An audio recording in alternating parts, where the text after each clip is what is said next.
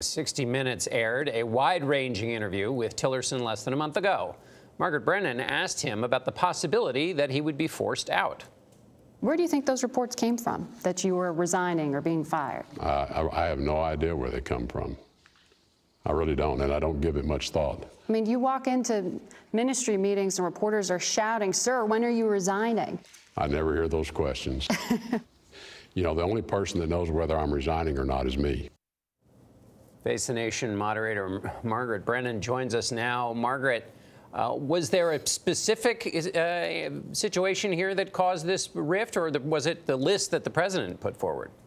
Well, there has been a list of policy disagreements, but in the past month or more, the message coming from the State Department, from the Secretary of State himself, particularly to our allies around the world, was, "I'm staying."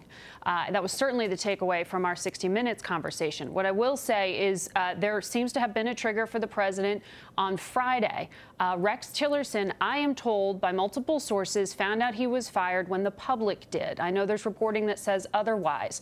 While the two had policy disagreements, particularly when it comes to the U.S. breaking commitments, and you heard the president mention one of those instances. He brought up the Iran deal. It's interesting that the president brought that up unprompted because we know he is facing a May 12th deadline to make a decision on waiving sanctions on Iran. And Tillerson and his allies have been working behind the scenes diligently to try to get a package in place so that the nuclear deal with Iran can continue to exist, but perhaps get tougher. The president right now in those comments highlighted that as a major point of disagreement with the Secretary of State. He didn't answer questions on North Korea. And John, I think it's really interesting that in many ways this path towards diplomacy that the White House is now embracing with North Korea was Secretary of State Rex Tillerson's policy. However, he was not proposing that the president be the point man on that. He was saying he would do the legwork. As you know, foreign policy requires a lot of people working off the same song sheet. Where do things stand now? Rex Tillerson and Secretary of State Mattis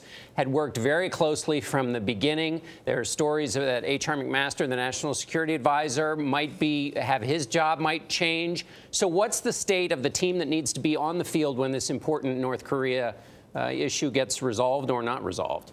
Well, that's exactly right. You don't change teams right ahead of the big game, right? And you don't do it when the person laying the diplomatic groundwork is not in the office and people simply don't even know who to call. When we had CIA Director Pompeo on Face the Nation this Sunday, repeatedly asked the question, who is leading the charge? Who's laying the groundwork so that when the President of the United States walks into that room with Kim Jong-un, he's armed with the best facts, the best policy, and the best way to accomplish what he wants to get done. That is the job of diplomats.